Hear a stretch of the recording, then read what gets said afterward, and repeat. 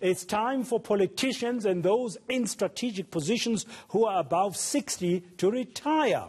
That's the call from the Progressive Youth Alliance. The alliance is today marching to National Treasury to also demand the promise of free education be fulfilled. The group, which includes the ANC Youth League and COSAS, among others, has given Finance Minister Tito Mboweni 30 days to resign. eNCA's Masego Rahlaga is following that march for us, joining us now on the Midday View. Masego, good afternoon. What's the latest you can tell us?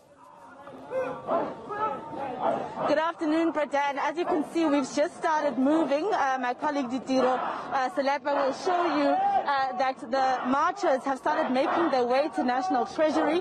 We just left Burgers Park here in central Pretoria, and we're basically making our way to National Treasury, where they're going to hand over their memorandum of demands, which includes that the Finance Minister, Tito Mboweni, resigns.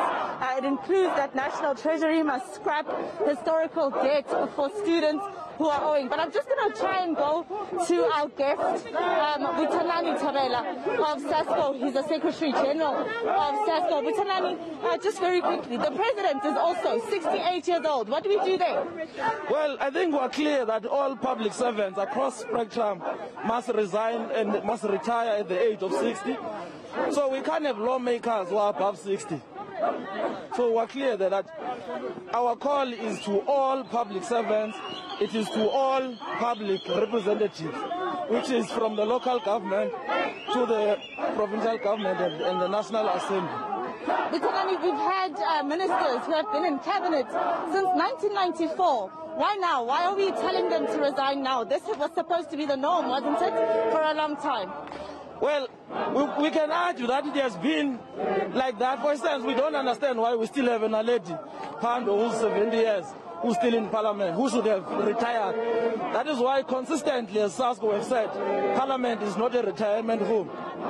So whose names are you putting forward to take over from these cabinet ministers? I mean, we're talking Naledi Pando, we're talking the Police Minister Pegitele, we're talking Minister Angie Mutsepa, we're talking about the President and the Deputy President themselves, who are also above that age. So who would you put to take over from those positions?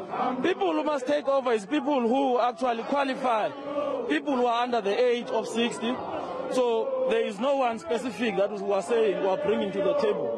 But all we're saying is that the law of this country stated clearly that everybody who is a public rep at the age of 60 must retire. So we're saying it must not only be for the public servants, but it must also be for the lawmakers who are in the legislature. But if you don't have names, Butanani, what do we do? You're saying the Finance Minister should resign in 30 days, but at the same time, you don't have a name. Well, for instance, I qualify to be a minister. Do I want to go to cabinet now?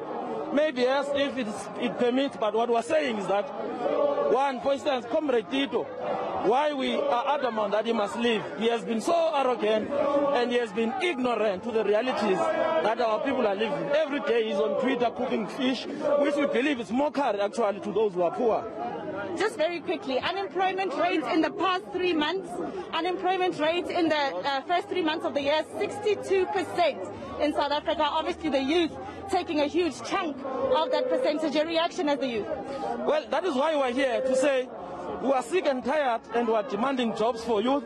And we are saying also there must be funding for youth-owned businesses, because we believe that, one, it is not only the responsibility of government who must create employment, but how do you then intervene is by government empowering the young entrepreneurs so that they are able to create chances of employment. So we're not only just demanding that government must hire people, but what we're also saying is that there must be enough support and equipment to equip young people to ensure that they are able to fight the scourge of youth unemployment and graduate employment, which is why during this month again, we will be marching with all graduates that are unemployed to go to government and say, we demand that young people must be placed, which is why we're saying internships are not enough, because internships come, but they don't come with a clear design of, after your intern, where do you go?